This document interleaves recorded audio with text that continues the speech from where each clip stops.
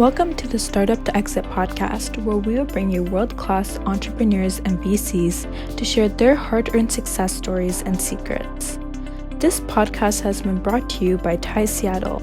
TYE is a global nonprofit that focuses on fostering entrepreneurship. TYE Seattle offers a range of programs, including the Go Vertical Startup Creation Weekend, TYE Entrepreneur Institute, and the TYE Seattle Angel Network.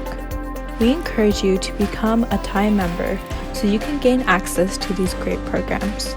To become a member, please visit www.seattle.tye.org. Welcome to another great episode of our podcast from Startup to Exit. My name is Gauri Shankar. I, along with my co-host Shirish Natkarni, have been doing this podcast for a while now. And this episode is extremely exciting for both of us. As you know, we are produced by TYE Seattle. TYE is a not-for-profit worldwide organization that fosters entrepreneurship. One of its key pillars of TYE Seattle is the TYE program, TYE Young Entrepreneurs. And every year, every chapter presents a team with great entrepreneurial ideas, and a winner is selected. This is very special for Shirish and I because this year's winner at the Global TYE event is our very own Seattle chapter TYE team. So congratulations to them, and we're going to talk to the team of our Seattle chapter winners. But before I go to that portion of our podcast, I want to first introduce Mini Verma. Minnie is the executive director for the TYE Seattle chapter. She keeps everything humming, especially the various programs. And Minnie, thank you very much for being a great supporter of our podcast. And also, along with us, we have Arvind Bala, who will introduce himself soon. He served as a mentor for the team. But my co-host, Shirish, a serial entrepreneur and a serial author, and his first book titled From Startup to Exit, where we derived our name from, and his second book, Winner Take All, is available everywhere books are sold. With that said, I'll turn it over to Shirish to introduce the team, Arvind, and we're going to have a very enjoyable and informative session with our young team. Shirish. Thank you, Gauri. Hi, folks. Welcome to our podcast. This is going to be really exciting. I'd like to start with a round of introductions. So, Minnie, would you like to go first? Yeah. Hi, thank you, Shirish and Gauri. First of all, thank you for doing this podcast. And congratulations to Team Soundwave. You really made us proud. And as Gauri has already introduced me, I'm Minnie Verma, Executive Director at TYE Seattle. And we do many programs like TYE Institute, Investment Outlook Panel, Future of AI, CIO Roundtable throughout the year. But I'm most passionate about the TYE Young Entrepreneur Program. This is our flagship program, which aims to inspire, challenge, and empower the next generation of entrepreneurs at high school level. These 9 to 12 graders learn from ideation to development of business plan, to development of product, to ultimately creating a viable startup. Our students express that this program has helped them with problem solving skills, improve their confidence in starting a company, and students learn design thinking, customer validation, prototyping, business model in the classroom session in the phase one. Phase two is mentorship sessions and then the pitch competitions. This cohort, 80 students enrolled and 14 teams came through. And Team Soundwave won the chapter level competition and the global level competition. And they also won best execution and customer validation. This couldn't be done without our excellent team here. Arvind, mentor and instructor. Yash Wag, he was the program chair. And I would also like to recognize Kishore Panpalia, our outgoing president. Throughout, he really supported us in that journey. Thank you all, and over to you. Thank you, Minnie. Next is Arvind Bala. Arvind, can you introduce yourself? Yeah, thanks, Shirish and Gauri, for having us on your podcast. I'm Arvind. I am the instructor for the TYE program. This was my first year uh, doing this, and it was I had a great experience. Uh, as you teaching actually helps you learn the concepts better yourself, and I found that it personally helped me as well. Um, in my day job, I'm co-founder and CTO of Seekout, which is a recruiting SaaS company. We're a Series C Tiger Global and Mayfield and Madrona funded company.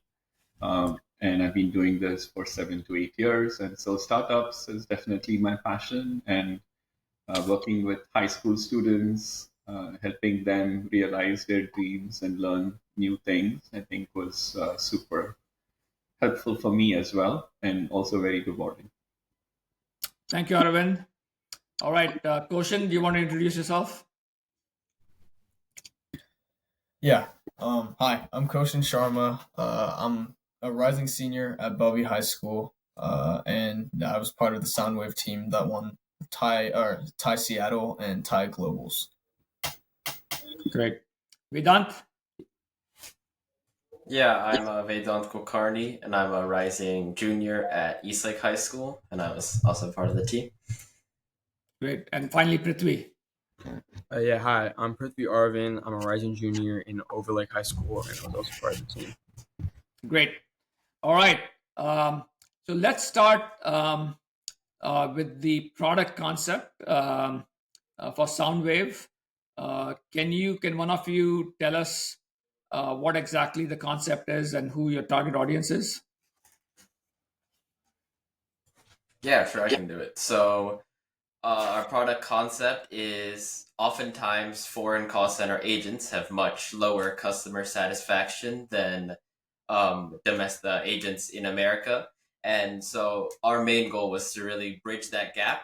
So the whole idea behind Soundwave was to to slightly moderate the accents of foreign call center agents to increase customer satisfaction and understanding.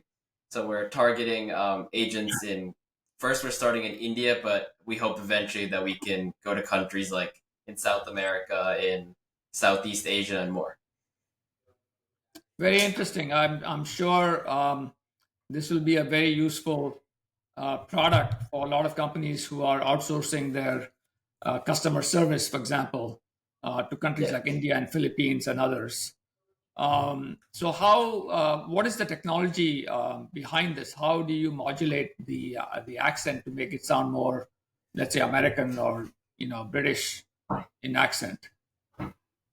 Sure. So how it works is that we take the input from the agent talking, and next we have an already trained AI model based on American accents, and what the model does is that it finds a middle ground between the two accents. So it finds accents are broken down into like boosts in certain areas, and then lower like enunciation in certain areas. So the AI model kind of evens it out and finds a middle ground between the Indian and the American accent so that there's still some of the Indian accent preserved, so it doesn't completely wipe the identity, but there is still it is easier for American customers to understand. Got it. So how far along are you with this product? Do you have something that you can demonstrate to potential customers as to how effective it is?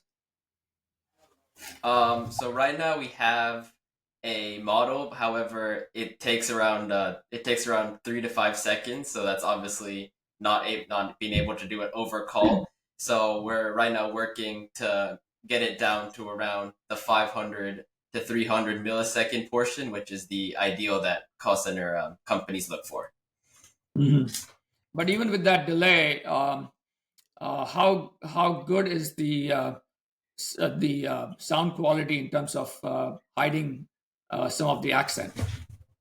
Sure, yeah, we've asked people around us, we've done a few surveys, and we've got a really positive outlook. A lot of call center company managers even have expressed a lot of interest after we've shown them some of our demos. So we're very hopeful about the future of the company.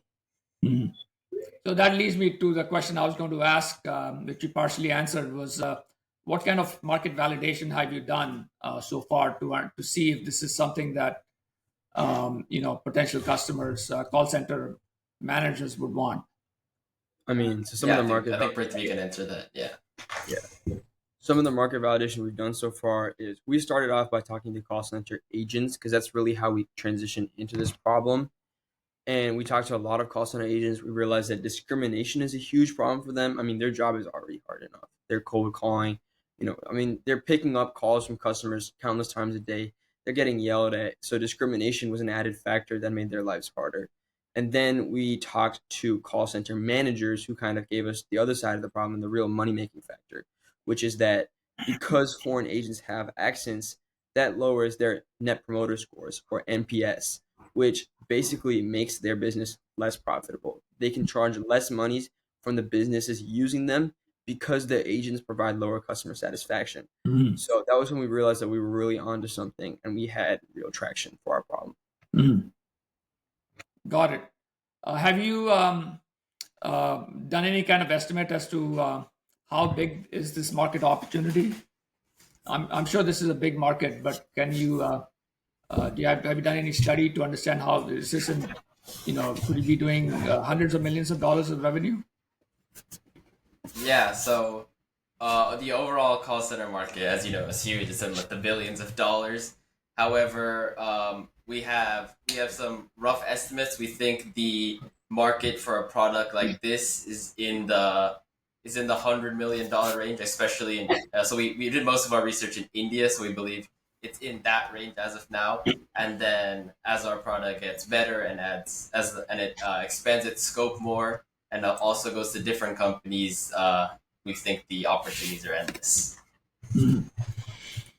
And how did you gain this AI expertise? I mean, after all, you are high school students. Who helped you build the AI model?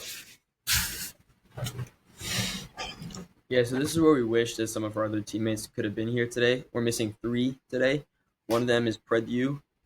He kind of helped us with management and just building this product overall. But our 2 tech guys were Dhruv Aurora and Andy Karapathy, and they've really streamlined the work on this model. And I think they did a great job of building a working, obviously latency was an issue, but they built us a model that we were able to demo to the judges in. So these are also high school students like yourself who have built these AI models. Yeah, one of them is a rising senior, I believe, in Skyline, and we also have a rising sophomore who is in UW right now. Okay, wow. A high school kid, but he's in early college. A high school kid in early college. Very interesting. Okay, got it. Excellent. Let me turn it back now to Gauri. I have a lot more questions. This is fascinating, but let Gauri continue the conversation. Yeah, thanks, Shirish. So first, before we delve more into your product itself, how did you guys decide who will do what? Because it's a startup, you are all have similar skills. How did you self-select and say, "Hey, we are good at this, that"? How did this team come about, and how did you decide what role the 6 of you would play, and how did it work the way you started with towards the end? Yeah, I can answer that. So basically, we all initially we would split up when we were first thinking about different ideas, different pathways we could take. We'd split up into different groups, for researching, and I think that kind of helped us bond more individually with one another. And then when it came to once we decided our idea about Soundwave, We looked at each individual skill sets, what we were good at, and what we were willing to do. And that's where we determined. So Dhruv Arora and Andy Karapathy, they're both really good on the tech side. Prithvi and I both worked on validation. So we did a lot of outreach. We met with a lot of call center agents and managers, and Vedant was really good with finances, and Pradhu was just really good with our general management, and he kept our whole team in sync, and sustained us. So everybody played their part really well, and we were able to balance it out and really control. We were able to input each part very well, and I mean, we turned out to work out really well as a group. So yeah, that's how we decided, and that's what happened. Yeah. Great. So, part of the magic of a startup is the team getting in sync, right? I assume the six of you met through the TYE program, or maybe you knew each other but never worked as a team in its true sense. How did you see the iteration happening? Then I'll ask Arvind the follow-up question as to how he kept this team in sync then to his daytime jobs teams in sync. But how did you six come together and kept it in sync? I mean, I think it was actually really easy for us because I think we all like really clicked. I know, like first meeting in TYE, Koshin was the first person I talked to.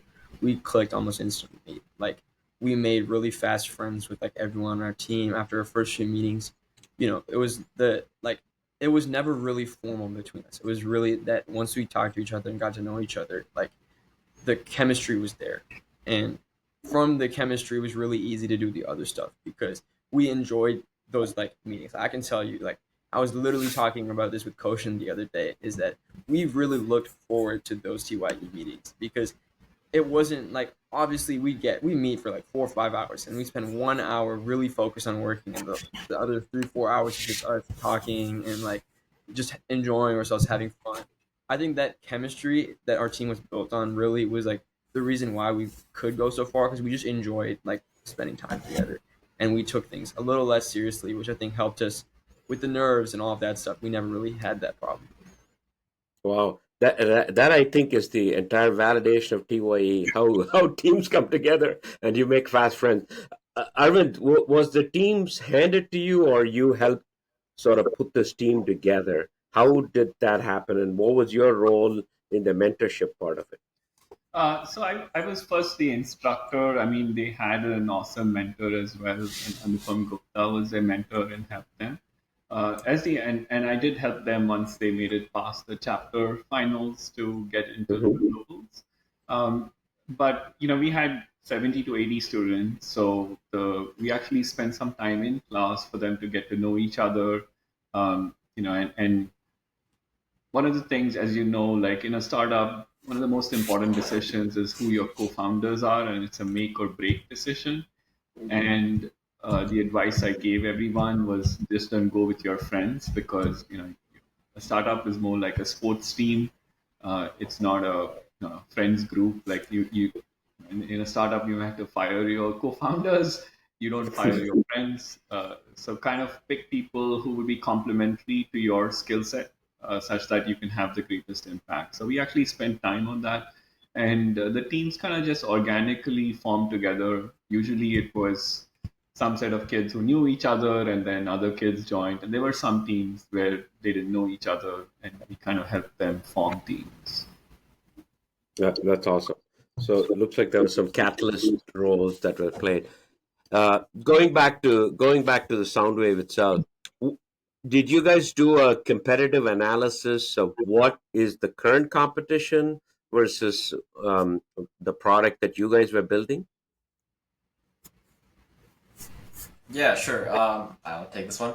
So there are a very few other companies that have sort of similar ideas. However, it's such a vast market as we talked about because there's so many different countries involved and there's so many different accents, so many different agencies involved. So it's like such a vast market, and really there's only 3 or 4 other people who have got there, who have even like thought of the idea.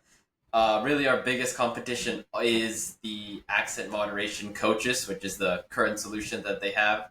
So it's a pretty expensive. It's a pretty expensive for the agencies themselves. However, annually or biannually, depending on the agency, they run training to recap what all places that the agents are kind of bringing out their accent too much and having it so that their accent gets in the way of communication. So our solution is mainly to fix that problem. So they can speak more freely and they don't have to always be thinking about that. And the agencies can also minimize the costs of the accent training while also improving the satisfaction. I see. So, did you then think of how you would go to market with the product at the same time? Because the competition was less, but then looks like there's a current ecosystem of players that before you can reach your product can reach the actual agent, right? There seems to be many along the way. Who did you pick as a good partner, or did you say, hey, we'll go direct to each call center? What was the strategy? Okay, I'll take. Do you want to take this one, Prithvi, or should I? In terms of partners that we used, Mm-hmm. I think our biggest partner was a call center manager that we talked to at Airtel. Mm-hmm. He was Mm-hmm. really, really excited about our idea. Mm-hmm. So, but he couldn't, invest in our company or like Mm-hmm. offer to buy us so early in Mm-hmm. our. So what he did is he introduced us to one of his partner companies, Connections Back Office Services. This is a Mm-hmm. smaller partner company of Airtel, and they actually did end up offering us a letter of intent. So Oh, in moving forward, when we figure out that decision, those two are definitely, one of our main partners, Airtel and Connections. it seems like each of these call centers have a technology partner of some sort, like you discovered connection that could be the way you deliver this to the call center. Yeah, Connections is a call center partner of Airtel. Call center, yeah.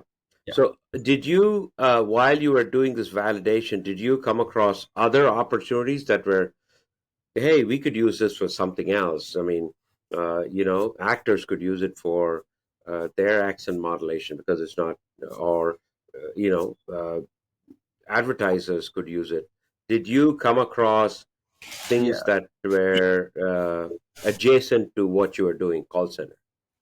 I mean, I can answer that question, just Mm, answer in a slightly different way. The thing is, mm, we actually found accent moderation for call centers as a byproduct.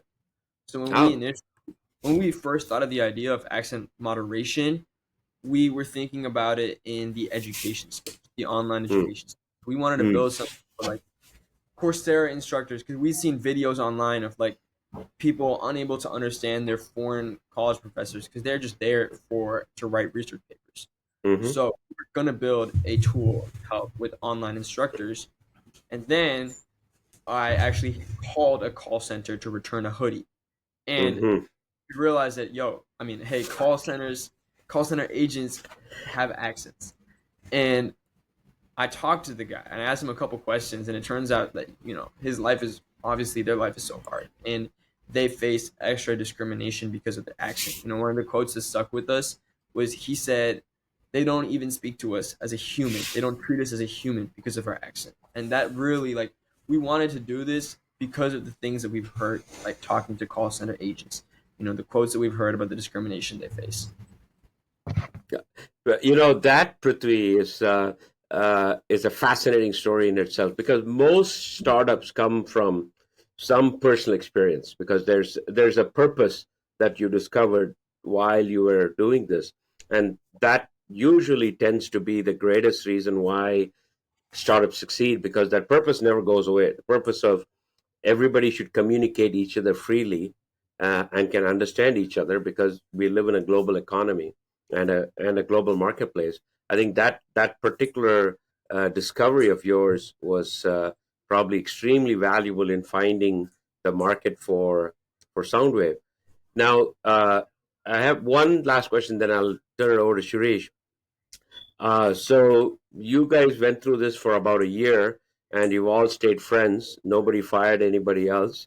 Um, how do you see yourself?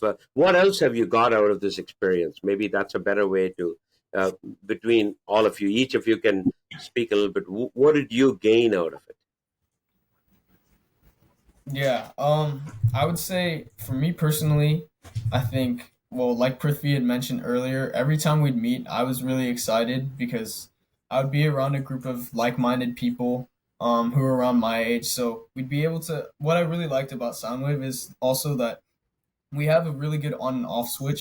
One, like, so for example, when we really need to work, when we really need to, practice our pitching, we're all locked in, we're all really focused, we're able to, understand what our mission is, and everybody's on the same page. And then for our leisure time, once we're not working, we're all able to be really close friends, and converse about, whatever we really want to. I mean, during the TYE Globals event, I think we bonded even better. We just would spend more time with each other, and I felt like, that was really helpful for us. So I would say what I gained out of this, not just the whole entrepreneurial and startup experience, obviously that's what I gained, but I'd say I gained a lot of closer friends. And I feel like I've grown in my own intellect as well, just talking to these other guys, because these guys are all really smart and just really like fun guys to be around, incredible people. Yeah, so for me, of course, as Koshin said, we became like a really close knit group of people, and from not knowing any of us to not knowing anyone to like after spending so much time together, becoming really close friends. But other than that, I think the idea of starting like a business it was always like an idea that people like always think of, but if somebody tells you like one day they're like, okay, let's start a business, and they even give you an idea, thinking of the all the steps to do and all the like where to even start is such a challenge. So I think other than the teammates, I think also like the mentors. So Mr. Bala was a big one, and then also as you mentioned, our TYE mentor, which was Anupam Gupta, was also a huge help. So they just really like, because obviously they have done it before, so they could really boil it down and tell us this is what you need to focus on. Like this is what people are going to ask you. So I think the mentors were also a huge help for the TYA process. I mean, I'll say a couple of things. I mean, first of all, there's obviously the entrepreneurial skills that we learned, the contacts that we made. But then for me, the one of the main things is that first of all, I'm meeting people in TYE that I'm not probably gonna meet in like other aspects of life. Like I'll give you an example. Like Andy, one of our tech guys, I probably wouldn't have hung out with him in school, or I wouldn't have met him through school. But I really enjoy spending time with him in TYE. I learned like he's a funny guy. He's an interesting guy. Like it was really fun to meet these people, and at the end of the day, I made some like life memories. I made memories that I'm not gonna forget. Like I know TYE Globals, especially the trip to California, like that's a lot of stuff that just is gonna stay with me forever. Like the day before one of our finals, we swam in the hotel pool. We played pool football, 3v3 pool football in the hotel pool. Like I'm not gonna forget those kind of things. Those memories will stick with me. That's awesome. Looks like entrepreneurs are being born every day, but this one TYE put that together. So I'm so glad that you guys saw the value in this form of learning. I know you have traditional forms of learning in high school, etc., but there's also looks like you guys got a lot of learning out of this one. It was great talking to you guys. Shirish, back to you. Great. So I had some final questions for you guys. So are you guys planning to take this forward and start a real company? Yeah, so we kind of split it up on people who that were like a little more interested, and then other people had like a lot of things, like a lot on their plate and stuff. So me, Andy, and Dhruv, we're the people that are more actively working on it, and then Koshin, Prithvi, and Purdue, they're always there, but they're working more on the side. So if we ever need them for something, or if so we need a contact, or we need to just ask them some questions, then they're always there for that. So how will you manage that, given that you're still going to high school and or college? Will you take a break and really focus on the company full time, or what's going to be your approach? I don't think I'm up to that level of commitment yet, but we're definitely setting aside some time a day. So right now we're meeting for an hour, maybe 2 hours a day. We have more time during summer, so we're meeting for that portion of the time. We're focusing. We're getting some work done. We have tasks set for everyone, and that's a good thing about having more people. We have obviously us three, but then if we need some help, we also have the other three. So allowing us to split up tasks for when needed is a big help. Right. But you do realize that at some point there will need to be full-time employees for the company. So how are you going to tackle that problem? Sure. Well, that's obviously a good problem to have. So we hope to have that problem, but I think full-time employees, we're just gonna when we get to that point, I think we will we'll take some time. We'll think if we wanna go full-time with it, because when we get to that point, we're probably being implemented in the centers, and we have some funding. So if we get to a stage like that, then we'll definitely be more interested in devoting our full time to this. Got it. Have you spoken to any investors so far to see how interesting the idea is? I can't say that we've spoken to investors like for the topic of investing in our company. Definitely TYE contacts have been really useful. We have talked to investors about our pitch moving in, so we definitely have the contacts that we need.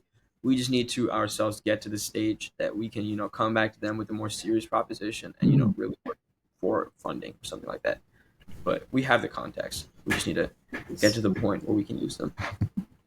Great. I think those were all the questions that I had. It sounds like a terrific idea. I hope you guys continue to work on the product and turn this into a real company. I think it has some real merit, and I look forward to hearing some good news in the near future once you announce and release the product to the market. So with that, thanks everyone for joining us, and hope that those of you who are listening, who are high school students, will be motivated to come join the next TYE program. I think it starts in September every year, and that would be a good time to get in touch with us to learn more about the TYE program. So thank you very much. Yeah, we just published the application for the new cohort, and I just request this team to come for the open house and share your experience with our students. Thank you, Minnie. Thank you. Thank you. Thank you. Thank you for listening to our podcast from Startup to Exit, brought to you by TYE Seattle. Assisting in production today are Isha Jain and Minnie Verma. Please subscribe to our podcast and rate our podcast wherever you listen to them. Hope you enjoyed it.